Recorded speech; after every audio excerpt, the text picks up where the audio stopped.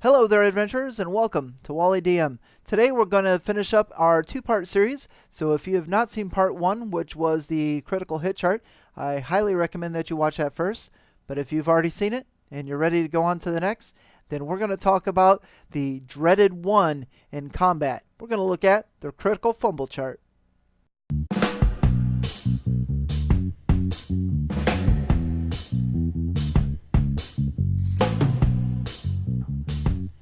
So what exactly is a critical miss or critical fumble? Quite simply, it is a natural roll of 1 during combat.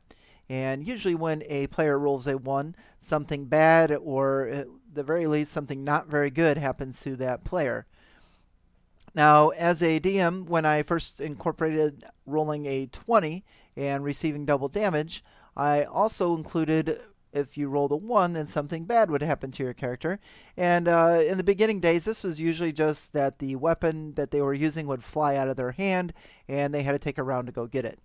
Well, in the late 90s, early 2000s, as I began to develop my critical hit table, I also wanted to create something very similar for a player that rolled a 1. And when I completed this chart, in those days, I called it my misfortunes chart and incorporated it into my game. Now, of course, no player likes a critical fumble or a critical miss chart, or being punished for rolling a 1. And I don't really honestly consider it being punished as much as it's there for those of us that do incorporate a critical hit chart, rewarding a player for 20. It's there primarily just to balance the scales, so to speak. If something really good is going to happen to you on a 20, then something really bad should probably happen to you on a 1. Now, let's talk a little bit about the controversy of a critical fumble chart. A lot of this I didn't realize until I restarted playing. I started playing Pathfinder again in 2016 and was looking to update my misfortunes chart or critical miss chart. And, I actually seen quite a few people that are not very fond of it. And one of the reasons why is that players and DMs claim that a critical miss chart punishes a fighter or a barbarian or a class that is in a lot of combat, as opposed to a wizard or a thief that maybe is not in combat as much. A second reason that DMs and players might not like the critical fumble chart, and along the same path as the first one, is that a lot of fighting classes receive multiple attacks, and once they start advancing in levels and take certain feats or things of that nature. And again, the more swings that a character has in combat, the greater chances are the player can roll a 1.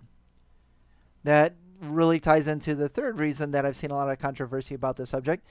There's quite a few arguments that a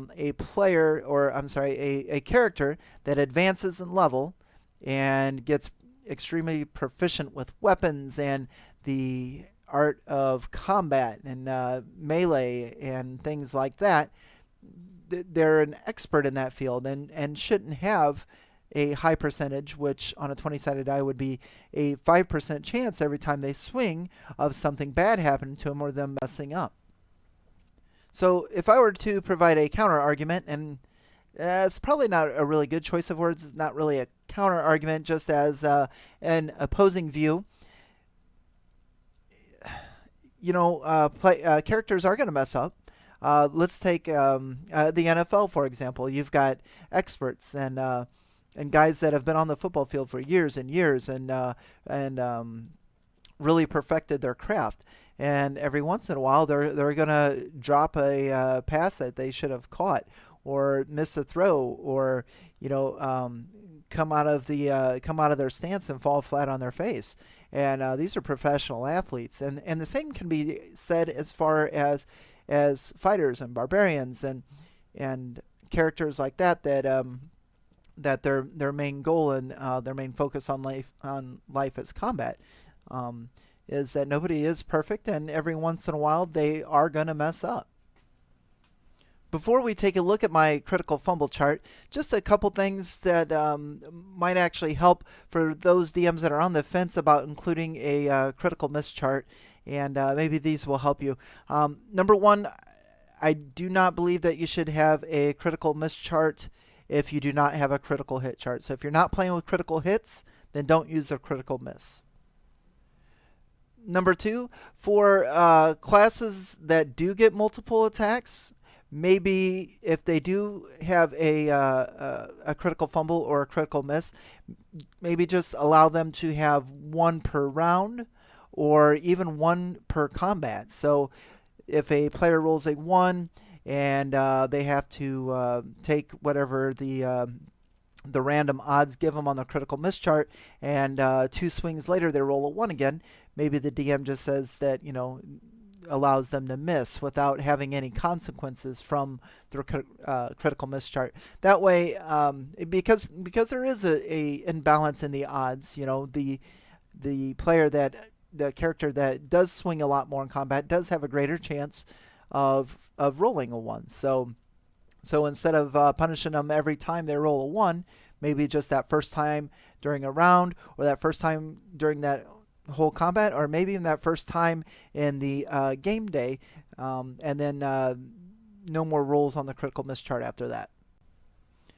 And a third option could be to include something that's like that's in the Pathfinder core rulebook under critical hits, and that is they have a confirmation roll. So if a player rolls a 1, then they have to roll the 20-sided again, and if they miss that target again, then we would consult the critical fumble chart. But if they were to roll a hit on that second one, then the 1 is just a miss, and we go on to the next swing or the next action.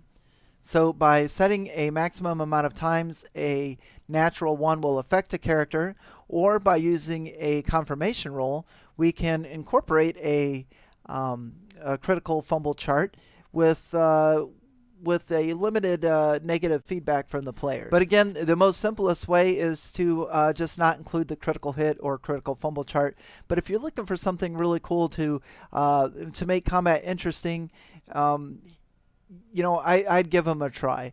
In my campaign, I do run both. I run critical hit and critical fumble, and I don't do confirmation rolls or anything like that, and my players are fine with it. They realize when they roll a 1 that crap, what's going to happen to me, and it just adds a little bit of flavor to the game. I mean, not everything is going to be nice and dandy for the players, and this is just one of the things that just happens to a character while they're in combat. So this is my website, and this is where I have my Pathfinder critical miss chart, and I'm just going to roll through these here with you real quick. And again, this is in my campaigns when a character or a player rolls a natural 1 during combat, then they roll a 20-sided again, and the result of that is what happens to their character. 2 things to point out. Number 1, this is for both melee and ranged attacks. And number 2, sometimes the result of the critical miss chart doesn't happen right away. Sometimes it happens during the opponent's turn, or maybe a few rounds down the road where I can better explain it as a DM. So let's take a look. If they roll a 1, so they rolled a natural 1, and then on the critical miss chart they roll another 1, they get what's called ultimate failure. And this is where a random ability score is permanently lowered by 1 point. And I explain this to the players as the gods are severely displeased with them, and or the immortals, and that's what happens to them. And this is a lot of my misfortunes on my critical miss chart are just the exact opposite of good things that can happen on the critical hit chart. So keep that in mind as we go through these. Number 2 is a blister. The character gets a blister on his or her hands and suffers a -4 penalty onto hit rolls until they are healed. Number 3 is a concussion. This can happen by the character immediately falling down, maybe on when they're attacked next by an opponent or a monster. They're hit in the head, maybe in a dungeon, part of the ceiling collapses, or if they're outside, maybe a tree limb smashes them in the head, and they have to make a fortitude save or maybe a reflex save, or be unconscious for an additional 1d4 rounds. Now, if the saving throw is made, maybe the character is just stunned and confused and misses a round or two. So it's something totally up to the DM to interpret this and use it as the situation sees fit. Number 4 is disadvantage. I'm using the 5th edition rules here that for a certain length of time determined by the DM, characters make all d20 rolls. They roll 2 d20s and they have to take the lesser of the two. Again, and that's a set time by a time set by the DM. Number 5, a character is disarmed with their weapon landing behind an opponent, and that invokes an attack of opportunity. Number 6, they're disarmed and their weapon lands to the side of him or her. Again, attack of opportunity for the opponent. And then if they roll a 7, again, they are disarmed. This time their weapon lands behind him or her, and again, the opponent gets an attack of opportunity. Number 8 is equipment damage, and this is something that usually happens. The character will roll 1, they'll roll an 8, nothing immediately happens, but on the opponent or the monster's next attack or what have you, when the character is hit, something happens to a part of their equipment, either their backpack rips or sack rips, or their water skin gets punctured, or things of that nature. Number 9 is armor damage, which is very similar to equipment damage, and that is they try to raise their shield to block an attack. The monster, the opponent's next attack, and it gets damaged, or if it's a magical shield, loses a -1, and the same with armor or things like that.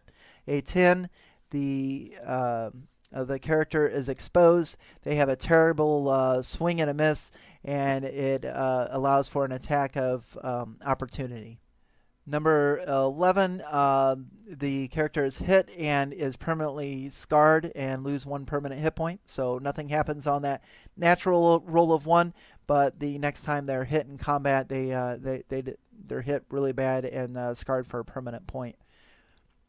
12, illness. The character might have had something bad for breakfast or whatever, and it's starting to kick in, and they are ill for 24 hours or until cured, or they may have some flu-like symptoms or things like that, and that would give them a negative on penalty on their hit and damage rolls.